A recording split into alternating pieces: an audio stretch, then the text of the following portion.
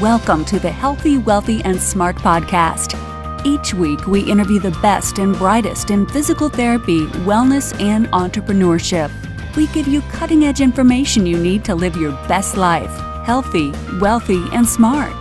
The information in this podcast is for entertainment purposes only and should not be used as personalized medical advice.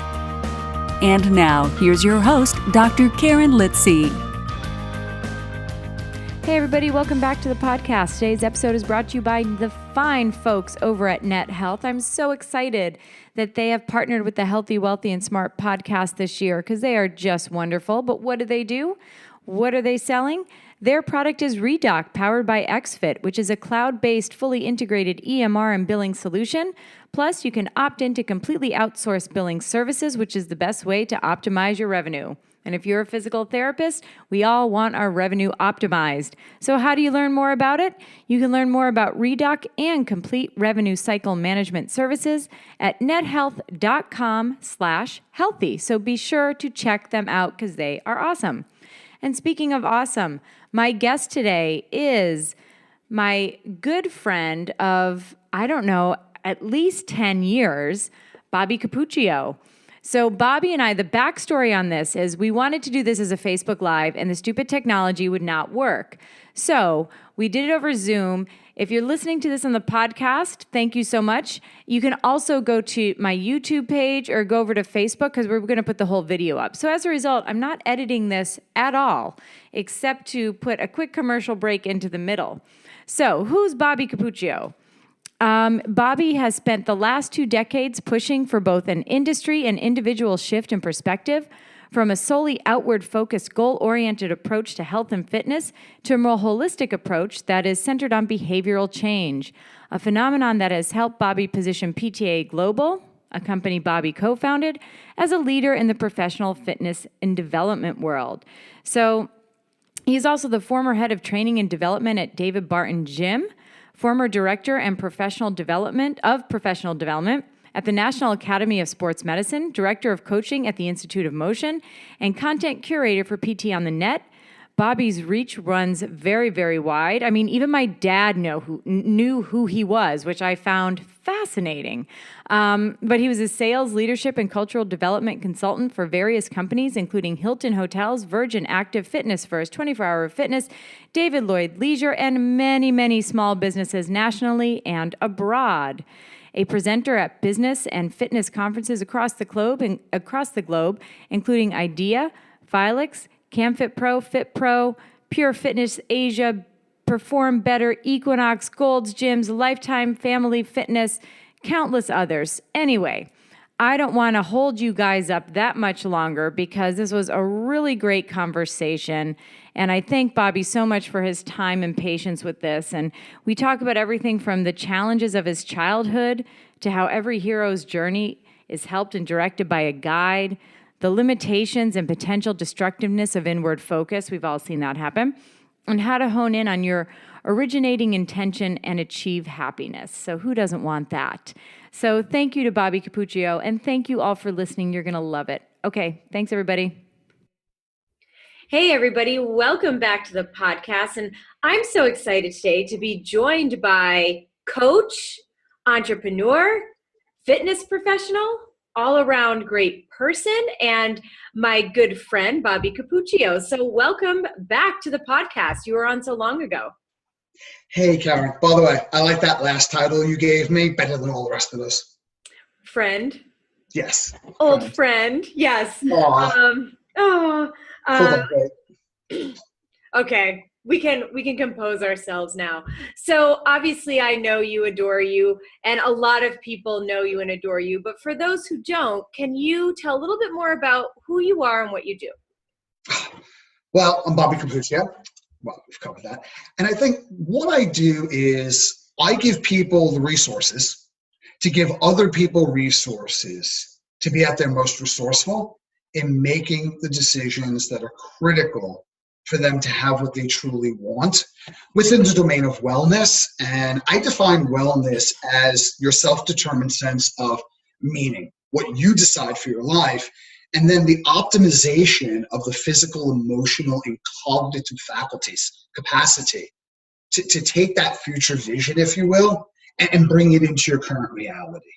So I guess that's kind of like what I do. Yeah, that's a big do for people. But now you've obviously not been this sort of inspirational figure your entire life. And if you're comfortable about talking about some of the things that happened in your life that has maybe led you to where you are now, I think the viewers would really appreciate that. So I'll just kind of hand it over to you and allow you to kind of tell your story a little bit, and we'll take it from there. Well, one of the things that I've enjoyed most in my career, aside from being a communicator, coach, and a presenter, is training other presenters. And it's kind of like Dr. Roy Sugarman. He's fond of a phrase, you're not the sage on the stage, you're the guide by the side.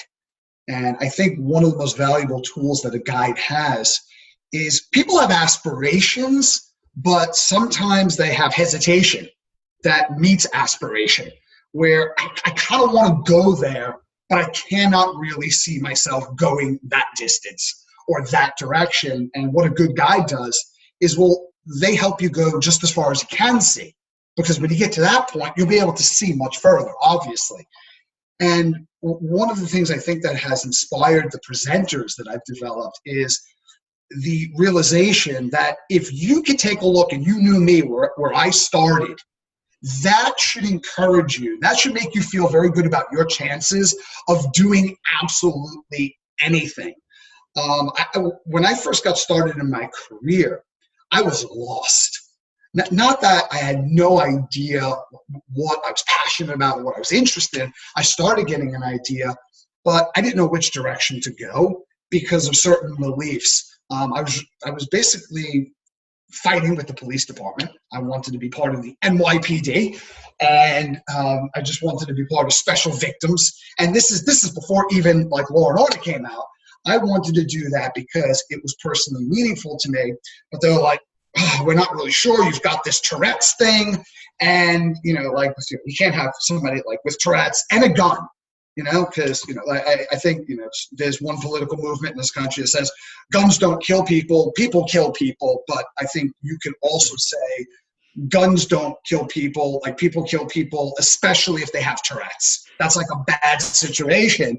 So you don't give that person a gun. And so I was contesting this, and I stumbled into the fitness industry accidentally. Because for me, it was at first just working out. I was born severely deformed. I was deformed in my legs, and my face was disfigured. And a lot of people watching this right now, they're looking at my face and they're saying, what? No way, it was worse than that.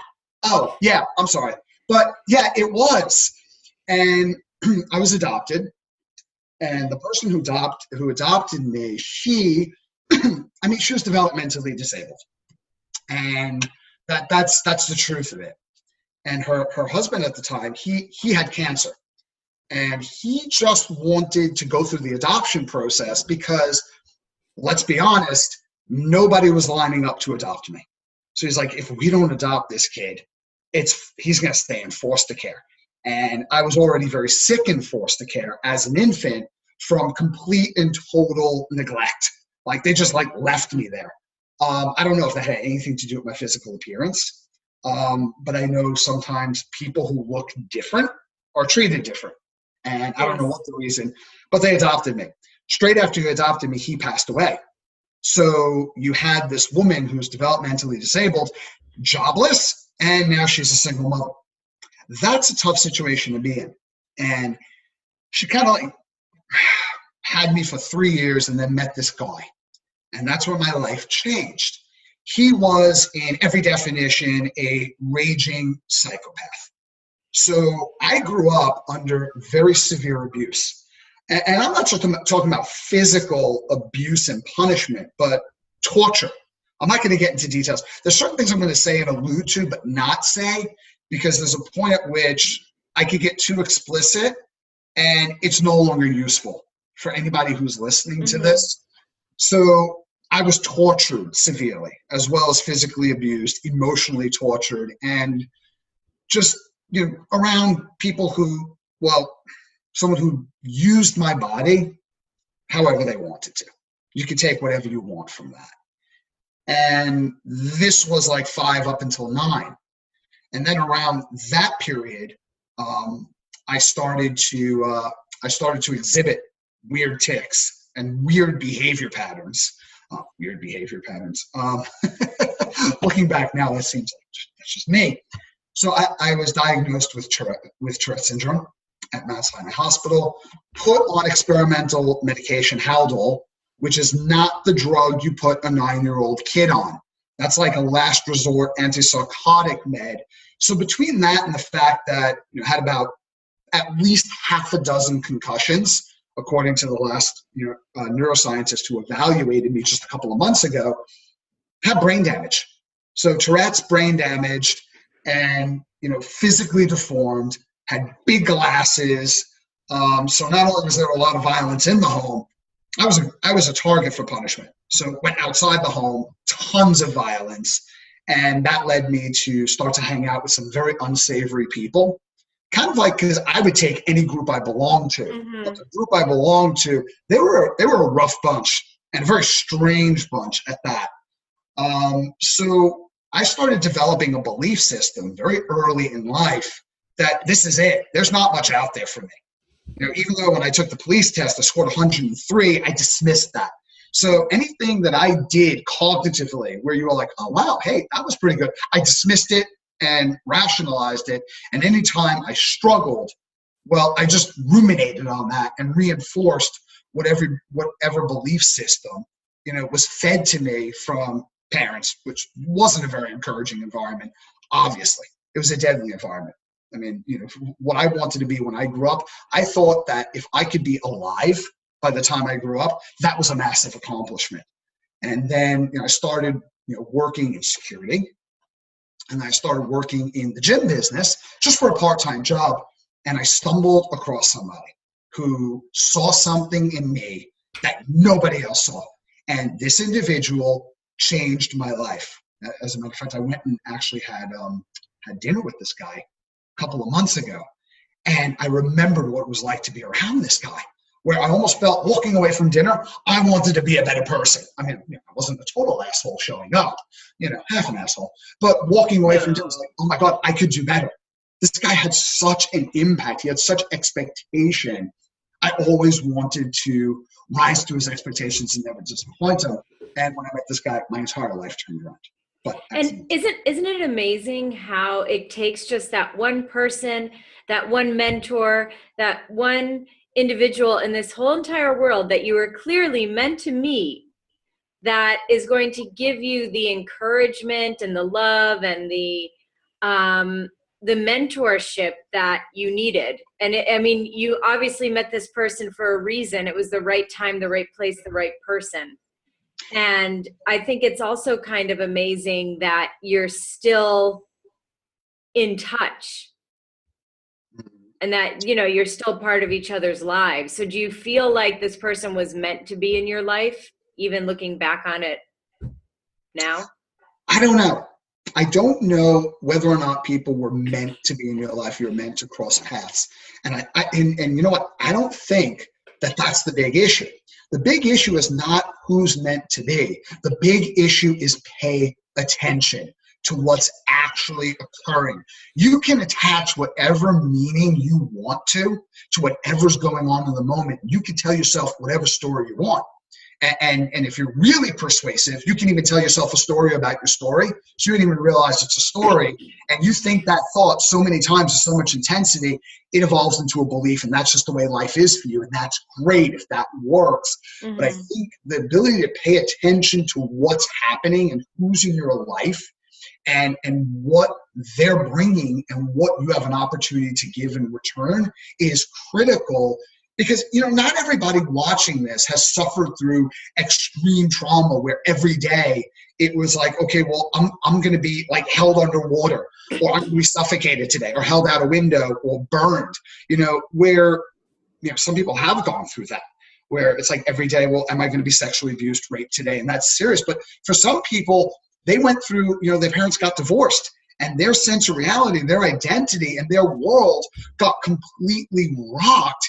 And I think, a lot of this stuff is relative. One of the things that I find so annoying is when someone's like, oh, well, you're complaining about this, but, other people have it worse. Mm-hmm. So if I'm married to the love of my life and I get divorced, well, I shouldn't feel bad about that at all because other people have never found love.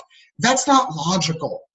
I think that is a pain-based emotive reaction that creates a lot of bitterness in people because they don't know how to deal with their stuff. Mm-hmm. Well, pain is relative.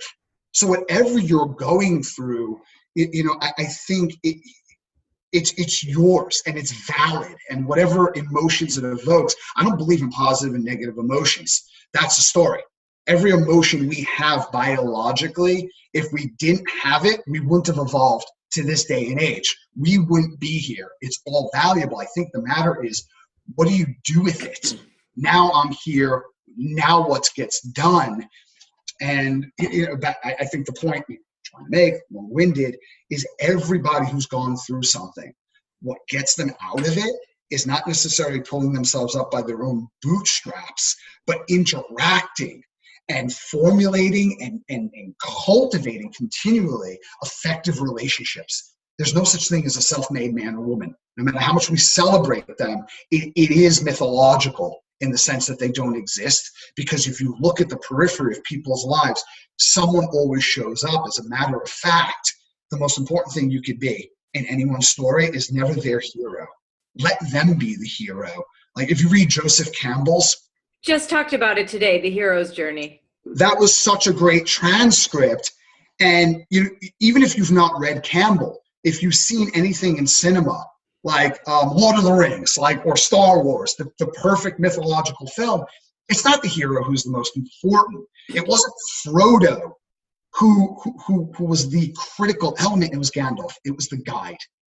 So the best thing anyone could ever be for you, and the most benevolent thing you can ever be for anyone else, is not their hero, because that robs them from self-accountability they need to heal, but being like Roy says, the guide by the side, because if you take a look at any hero, what they have in common is, even though the quest was so compelling that it was stronger than their reason to stay where they were, they don't want to go. Heroes are usually reluctant heroes, and it's the guide that either inspires or compels or forces them out of their comfort zone. But very soon, what happens? They run into trouble that they can't handle because they're trying to do something they have never done before, which necessitates becoming someone they've never been before, but they're not yet that person. So allies and friends show up along the way, and eventually the challenges that they've got to surmount are too big, and they come to the abyss where they're looking right into it. And if you look into the abyss long enough, the abyss stares right back at you.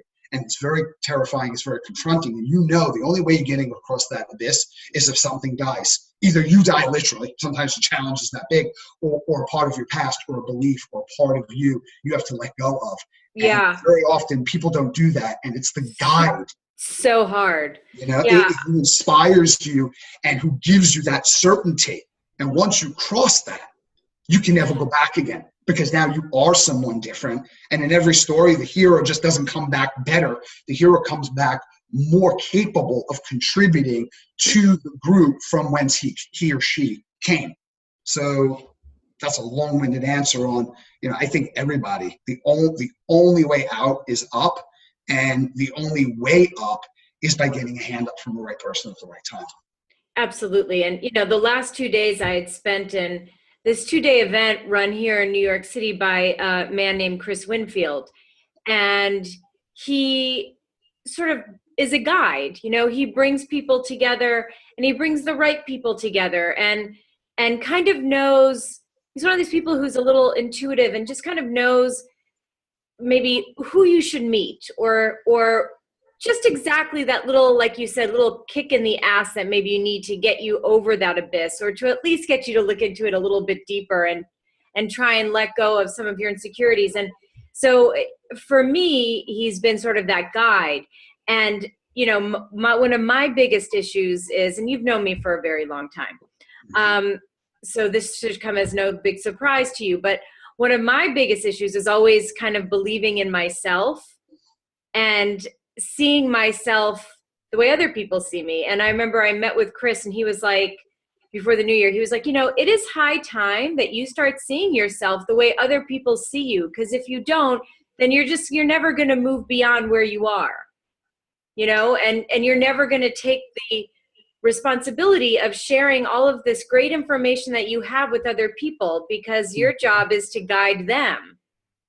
And I never really thought of it that way. I always thought of it more like, well, who's going to want to listen to me? Can I tell a Karen Litzy story? Yeah, please? yeah, please. Because as long as it's not a bad one. No, it's not for you. It's not.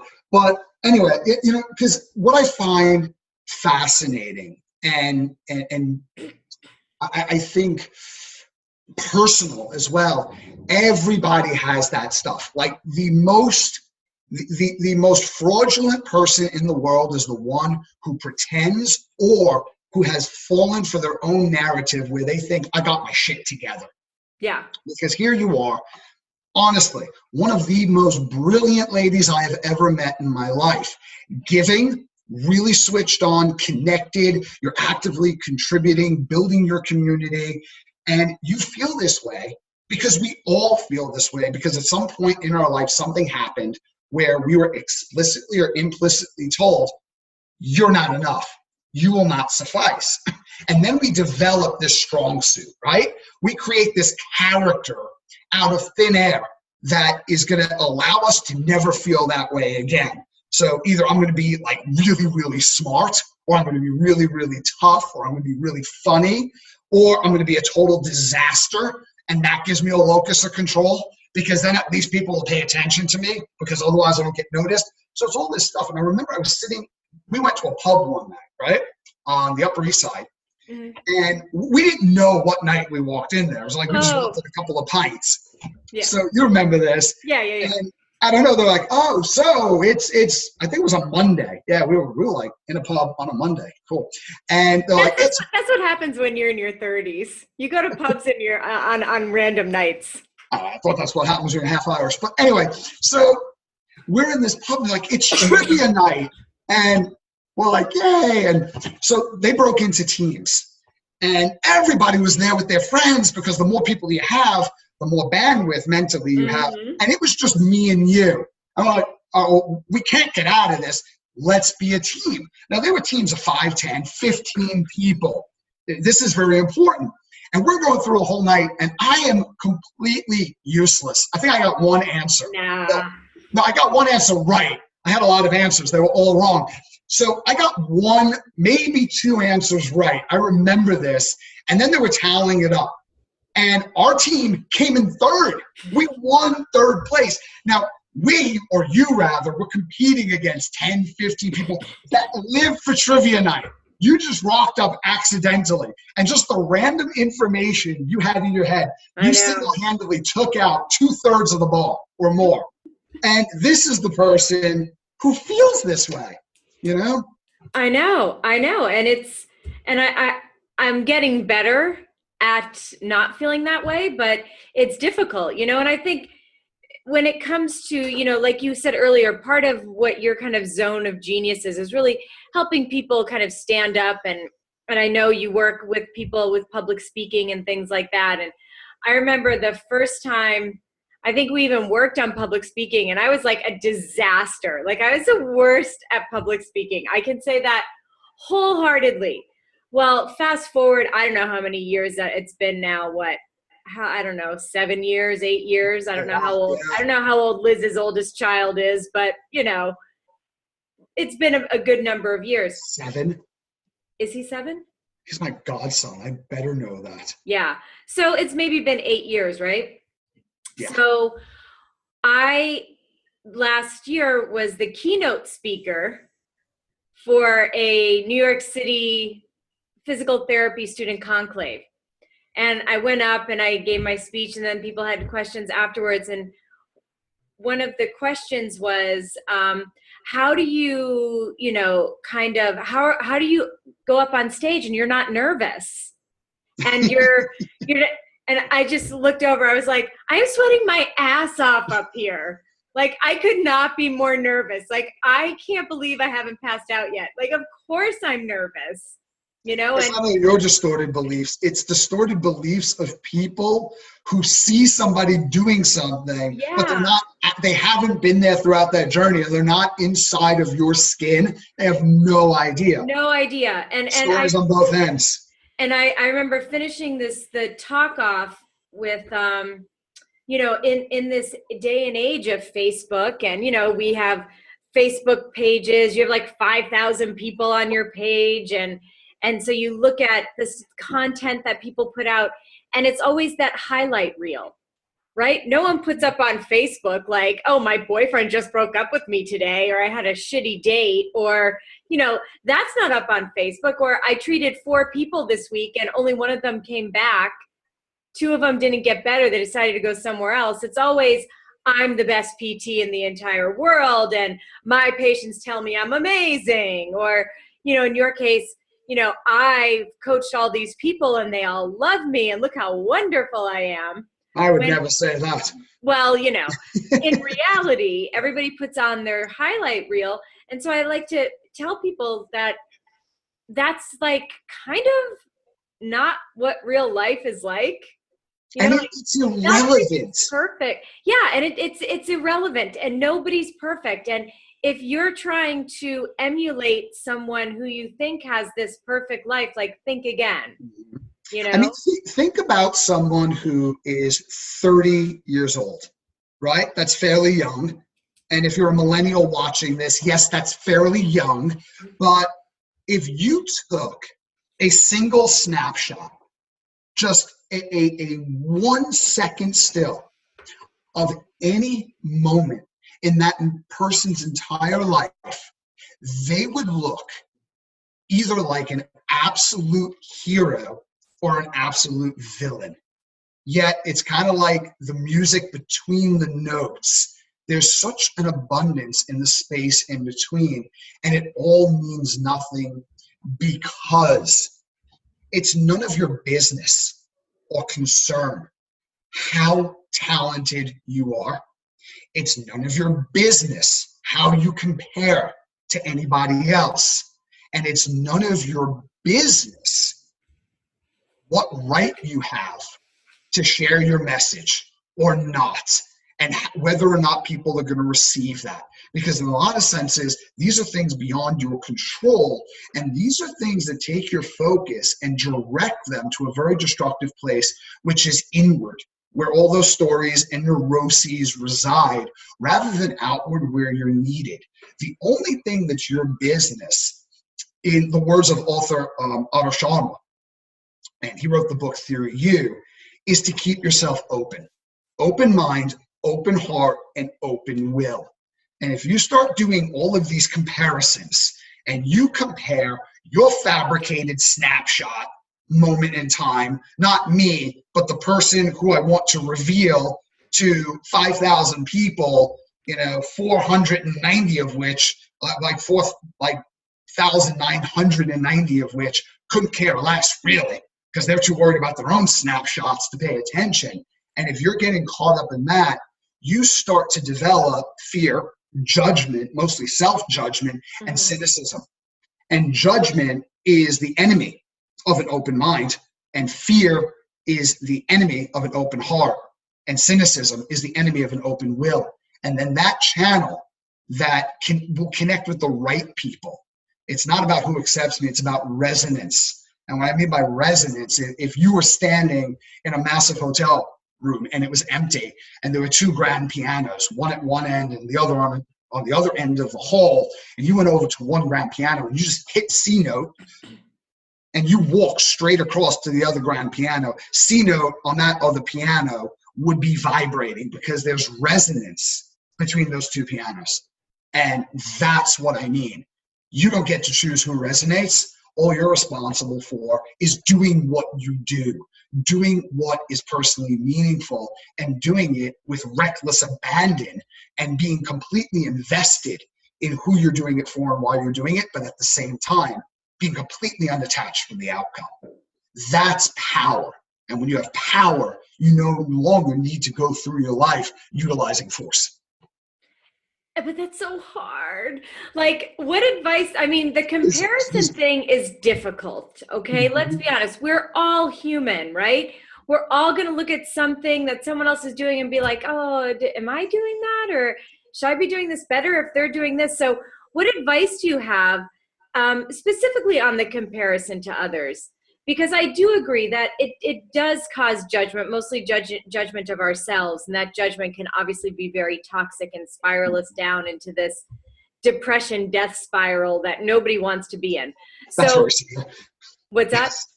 Spiraling down into a depression, death spiral. Yeah, it's the worst, right? It's a So, predicament. Yeah. it is a predicament. So, do you have any advice for people where if they start getting into that comparison mindset, how do we get out of it? Okay, here's a couple of things. One, no, it's not easy, but nothing easy is sustainable because nothing easy is enjoyable. See, I think we get so confused with words, and it seems that when something is hard, it's going to be painful. And yes, there's elements of that. If you're learning how to play tennis, I'm talking about tennis.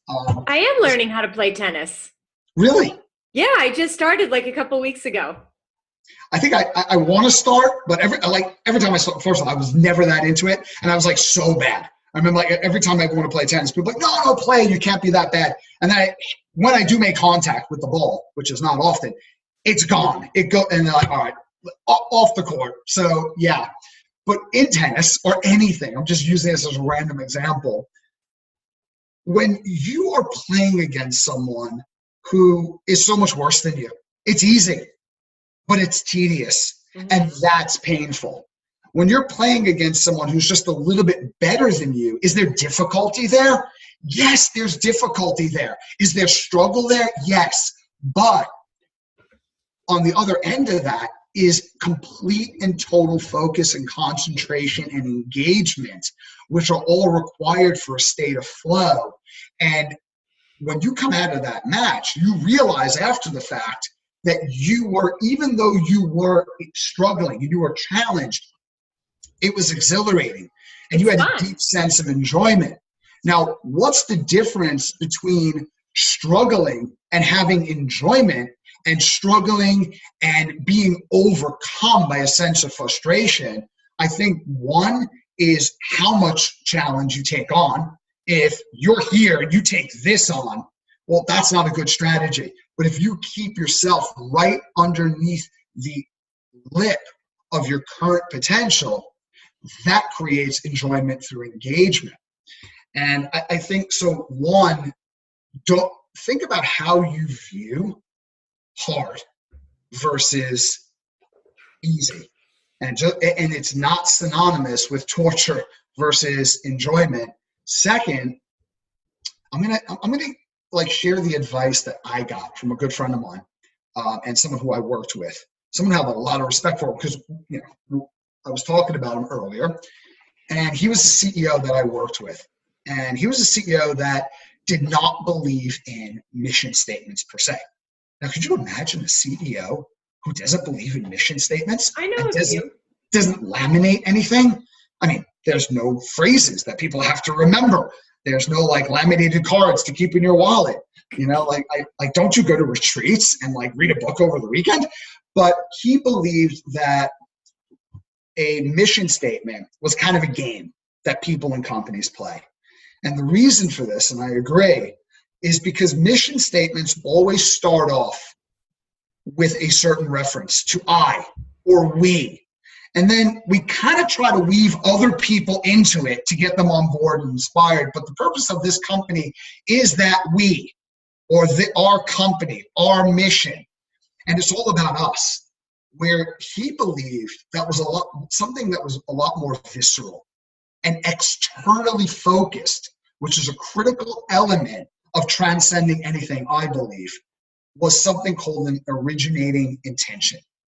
Originating intentions start out quite antithetical to mission statements. They start out with you, because the person who is living immersed in their originating intention is completely focused outside of himself or herself on the person that they are serving. So that you is a universal you to every you that you come in contact with, if that still makes sense. Yes.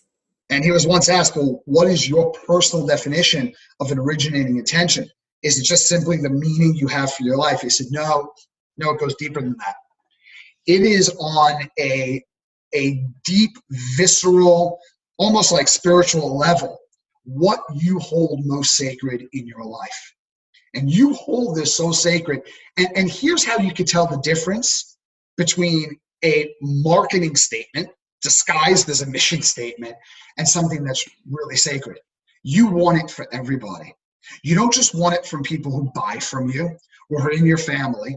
You don't want it for people who look like you, think like you, belong to the same political party as you, live in the same area as you. You want this universally for everybody in the world because it has so touched your life. And I think everybody because if you ask somebody, well, what's the meaning of your life? I had a group I was speaking to in San Diego a couple of weeks ago. It was like, I didn't find my passion yet. Is there anything wrong with me? No, nothing's wrong with you. The only thing that's wrong with you is you have all these self-help gurus going around saying, well, there's something wrong with you if you don't know what your passion is. You got to find your passion and live it. You know what? Screw that. Why don't you find your curiosity? We might not know what our passion is, but we all have curiosities. I mean, well, some of us know. Some people die at age like 25. They just don't get around to being buried until like 85. They've lost their curiosity, but most people have curiosities, and most people have things that are sacred to them. And start there. And if it's affected you, what would it be like if you were that catalyst, that filter through which that experience flowed through so other people can have what you have? And I think when you get there, you don't become the centerpiece, and you could really step over to the side and take on the role of the guide. And then you can ask yourself, well, because you're living either that originating intention or you're living in the void of it. So there's you who's the best version of yourself, who's that originating intention. And then there's this void over here. Because your originating intention, it's the real you. So when you're not that, which is your true self, what's left is a void. And the void gets into some very destructive behaviors.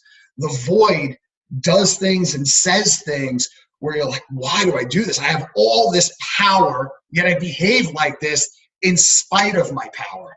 The void is the person who gets into your head. It's like, oh my God, like I doubt myself.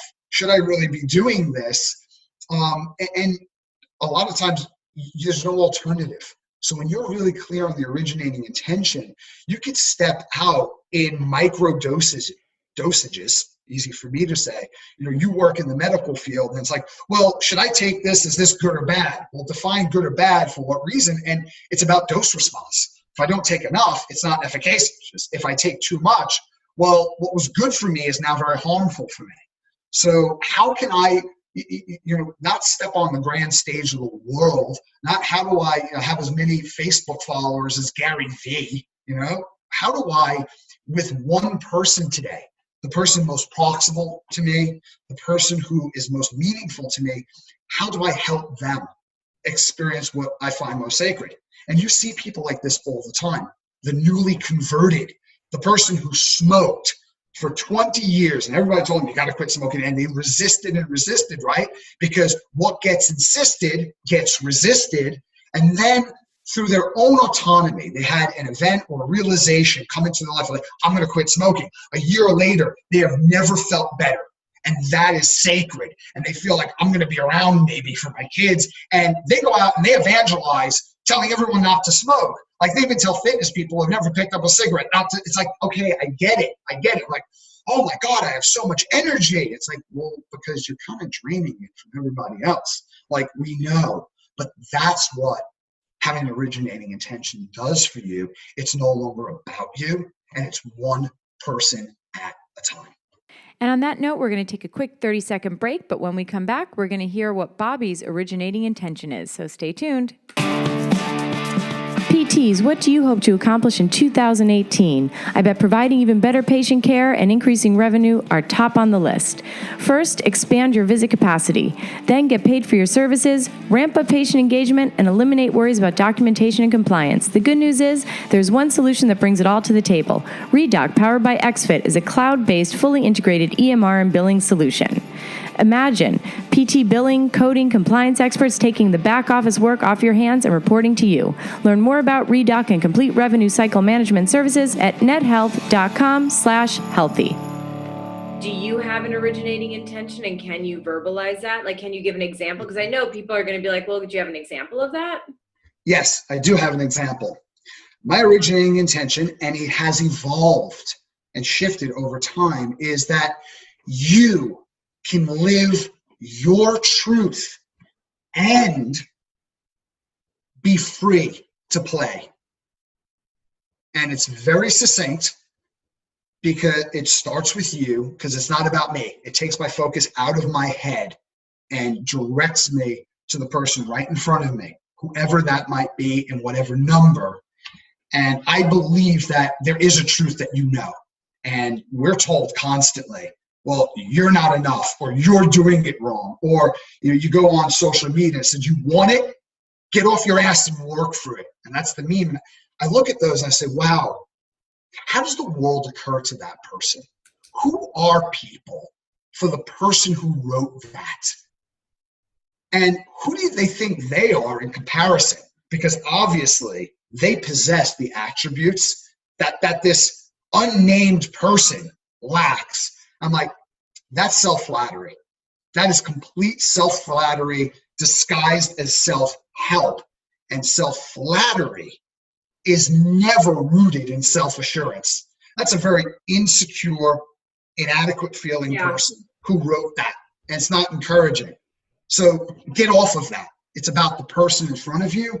And it also deals with, you don't have to live by anyone else's values. Because one, if you try to subject your highest priority, what is most meaningful, to a lower level value, a supporting value, and that supporting value has to come at the expense of what matters most, you're going to engage in a lifelong battle against yourself, and that is a battle you will always lose. And along the way, you're going to feel, what's wrong with me?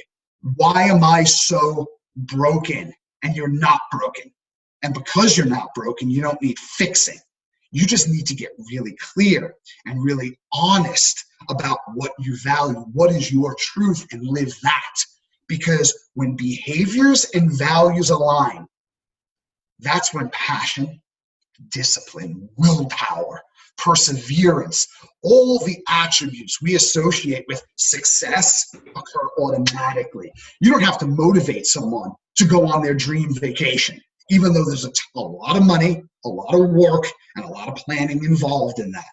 You don't have to motivate someone to wake up the 5th time in a night when 4 times before their newborn woke up screaming and crying. They're not having fun. That's not a point where they're interacting with that baby in play, but they still wake up and they still minister to that baby. They have unrelenting discipline and perseverance and an emotional and energetic reserve, even in times of suffering, because of the meaning that baby represents, the value that baby supports. They are aligned. So what people lack is not discipline, willpower, character, or strength. What people lack is alignment. And that alignment is the precursor to decision. And once you live your truth, then you're free to play. People like, play, that's frivolous. No, play is the medium of intellect that channels creativity in a way that created the technology that allowed us to talk to each other and all of you. Play is the medium that when I go to speak, the next place I'm going to go speak is San Diego, then Vietnam. How am I going to get there? Through mediums of play, okay? Because somebody had to engage in adult play long enough to create an airplane. Somebody had to create that train. So everything that we enjoy in the modern world is a result of an adult playing and putting foundations and under play and channels for which to direct play. And not only are you most productive in those moments, but I believe you're most happy in those moments, because the pursuit of happiness only makes it more elusive. Nobody who pursues happiness ever catches up with it. I think Viktor Frankl says in his book, Man's Search for Meaning, that success like happiness cannot be pursued. It must ensue as an unintended side effect of one's personal dedication to a cause greater than oneself. And that's it. You don't chase happiness, you attract it. And so for me, you can live your truth and be free to play is the highest intention I could ever hold for someone. And do you see how there's no conditions there? Mm-hmm. It's not you can live your truth and be free to play if you get your ass off the couch, if you're disciplined, and if you deserve it. There's a caveat to that. Yeah, there's no caveat. Yeah. It's something that you want without condition and without limit. Whoever comes within my circle of influence, I want that. And I think that's lovely, and I think it's powerful. And now you have me sitting here thinking, well, gosh, what's my originating intention? And I need to think on that and figure out how I can incorporate that into what I do on a daily basis and my thinking on a daily basis, because then I think it will only help me when it comes to treating patients and to interacting with friends and, colleagues and family and everything else. So I think what I would like to see and what my call to action is for all the listeners is to think about what your originating intention might be. And then I know I would love to hear what they are. I'm sure Bobby would love to. I would love to hear that, because if people want to hear it, you're more likely to engage in it. Yeah. So I would love to see what comes out of this. Yeah, me too. One shift I would make in that is don't think about it. Feel it. This is where it doesn't matter what you think. Because thinking I'm a is thinker, Bobby. I'm an overthinker. That's why it's critical you don't think about this, because when I first started learning to do this and I wrote my originating intention, it was about all this stuff. And then my coach, he is very talented. He looked at me in a room full of people. He was like, that's not it. It's like, what do you mean it's not it? He's like, you ready for your originating intention? You can be free to play. I was like, no, that's not it. I was like, it hit me. When it was like, that's it. And he's like, that is completely who you are. So don't tell me a story. I was like, how did you know? He's like, I've been paying attention. Don't think about this. Feel it. What's sacred to me that I would want everyone to have this feeling, this experience of the world without condition, right? No condition, because otherwise you start imposing certain dogmas and beliefs on people. No, it's without condition. And just write it. Write how it feels. And this is fun. Write it down 20 times. And when you keep writing it, you can. And all of a sudden you get to item 17. Doesn't have to be item 17. And you feel an emotional shift and you feel moved. And this conjures something up in you. You might even get teary-eyed, as cheesy as that sounds. That's it. That's the point you want to get to, because that's what's real. That's your body telling you this is visceral, this is deep, this is you, this resonates. You want to feel that it's right, not think it's right. I said that is some heavy feeling. I'm going to feel on this, and I'm just going to journal on this, and we'll see what comes out. And I will, when I feel like I have something that resonates with me, I will gladly share it with the world. Mm-hmm. Maybe I'll share it with you first, just to ask if is this right or is this not right? Because I have to always be right. No, I'm just kidding. All I'll look at, is it unconditional, and is it succinct? Is there a whole storyline in there? You'll know if it's right, not me, but. That's true. That's true. Okay.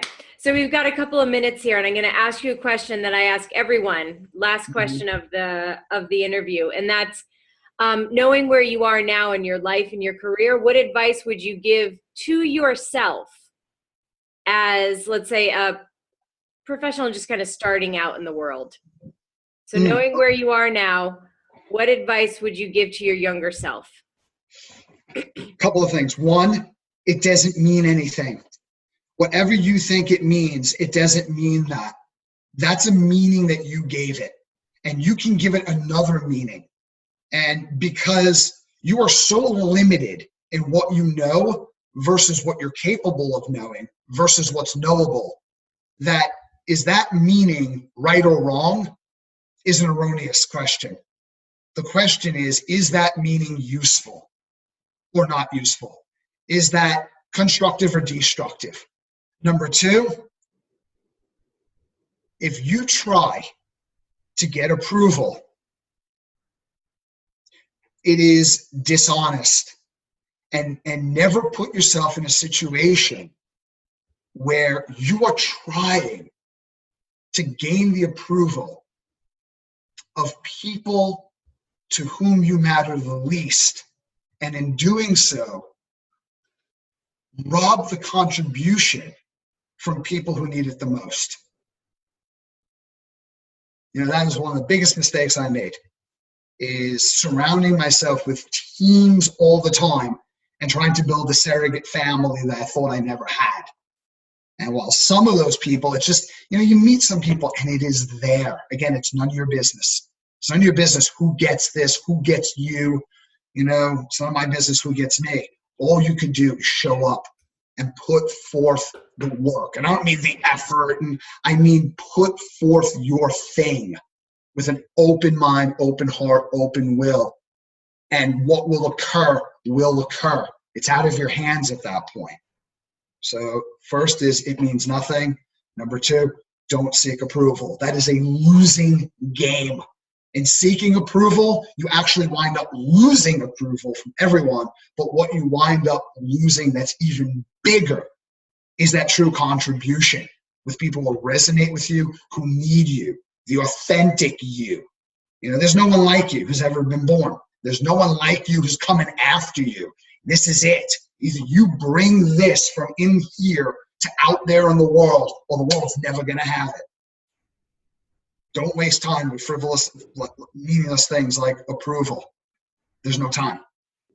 Beautiful advice, and something that I know I certainly have struggled with in the past. And like I said earlier, we're only human, right? So that's there. But I love your take on it of don't be wishing for this approval from all these people who could give two shits about you, when the people who matter the most are the people that you don't have to be seeking their approval from 24/7, because you're there. They know you, they appreciate you, they see you. You don't have to be so desperate for all of that approval and attention from the people who know you, because you have it. Yeah. There's one more thing I would tell myself, and I would tell everyone. And my friend Ryan always says, #there's nothing wrong with you. And I love that, and I use that because there's nothing wrong with you. People talk about authenticity. Well, the first rule of authenticity is be authentic about your inauthenticity. You said it, Karen. We're all human. We're all dysfunctional. We're all imperfect. Rather than fight it or be ashamed of it or apologize for it, embrace it, because it's some of the most imperfect, dysfunctional people that have the most monumental weaknesses that also exhibit very unique strengths. And, if your weaknesses are, they hurt people around you, yeah, get that shit sorted. That's not cool. But if your weaknesses are just, you're so dysfunctional, you might be a mess in this area, and you spend your whole life trying to work on where you're weak and pull yourself up and drag yourself kicking and screaming, Where you're going to wind up eventually, because your weaknesses, like your strengths, they're a result of what has happened to you, but they're also innate within you. You're going to drag yourself to average. And that's where you're going to stop. Let it go. Way better is to take your unique talents and strengths and potentialities that ensue from that and develop those. And I believe the only way you can really develop that is not by using them, but also contributing them to where other people benefit as well. It's that interaction. It's that interpersonal dynamic and energetic exchange where our talents are really forged and accelerated. You're not going to wind up as average. You're going to be on the far side of extraordinary because everyone has that area. So, you could focus and apologize on your weaknesses and hate yourself for them. You say, fuck them. That's just me. And just focus on your strengths because that's where contribution lies. And when you contribute enough, it's not what you get in the end or what you're given. It's who you become in the process. And the payoff is built into that process because you get to play in an arena which you were engineered for. That's joy. Maybe it's not about what we get. Maybe it's about, wow, how do I give a little joy and experience joy, in the very short time we're here. Yeah. And I also think that when you realize what your strengths are, it's your responsibility to share those strengths with other people because they might not be their strengths, but they may be able to pick up from you and build themselves up as a result. And so it's your responsibility to share what your strengths are because otherwise you can look at it as you're being kind of selfish and not maybe presenting and helping others the way that maybe you can. And maybe selfish is the wrong word, but it applies to some people. Some people are very selfish, right? And there's two types of selfish people. One who doesn't acknowledge it and they go on being selfish. The other type of person who acknowledges it and then can take steps to be not selfish. But I think more often than not, it's not selfishness. It's someone who's self-centered. Yeah. They're very different. And that's not a bad person I'm talking about. There's a lot of reasons why you're self-centered. Fear can make you self-centered. Pain, suffering in your past can make you self-centered because self-centered could be self-protected. But I think with the word responsibility, again, I'm all about semantics. What does that word mean? It seems like this big burden. Responsibility is not burdensome. It's liberating. Yeah, totally. Yeah, for sure. You had asked me, I think it was on a text, like talking about, well, what are some takeaways for people with trauma? I know we didn't really talk a lot about trauma, which is cool. But, one of the ways I think to deal with trauma, I'm not saying this as an expert. I'm saying it as someone who has been through a lot of it and deeply immersed in it. It's understanding what the meaning of responsibility is. And it's not fault. It's not blame. It's not a burden. Nothing that people go, well, everything that happens is your fault. That's one school of self-help. The other school is nothing that happens to you is your fault. I think both of those are ridiculous. It's somewhere in the middle. But a lot of times when we're victims, even though we should all over ourselves about it, I shouldn't have been in that situation. Or I should have known better. No, very empathetic and smart, intelligent people who trust themselves, they become victimized because they're very good at rationalizing why they're in that situation. So probably it was not your fault at all, not even a little bit, but it's all our responsibility. So me being, abused, whether it's physically or sexually, when I was a kid, not my fault, but it's my responsibility. Because now as an adult, how do I reconcile that? How do I accept the pieces that are damaged, that may not heal, and where can I heal?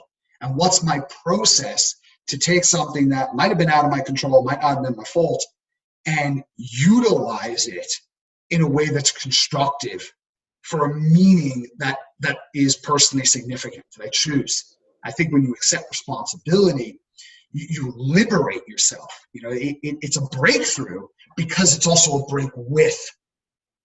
Responsibility looks forward rather than back. Yeah, I agree. And I think it's a great way to think about responsibility. And I also think it's a great way to end our conversation here. But before we do that, where can people find more information about you? Oh, okay. Well, I'm on www.robertcappuccio.com. That's 2 C's and 2 P's. It's kind of like cappuccino without an N.com. I'm on Facebook. I hate saying this, but I get a lot of friend requests every day that I cannot get back to them because I'm usually at my limit. So don't friend request me. Go to my page and follow me. I don't say that a lot, and I get all these requests. I'm like, oh, God, I'm so rude. God. And I'm on Instagram, and I'm on LinkedIn. I'm not great at social media, but I do post. No, you're very good in social media. Really? Yeah. I try to share a lot, but it's like, anyway. So, but yeah, I'm always putting my thoughts out there.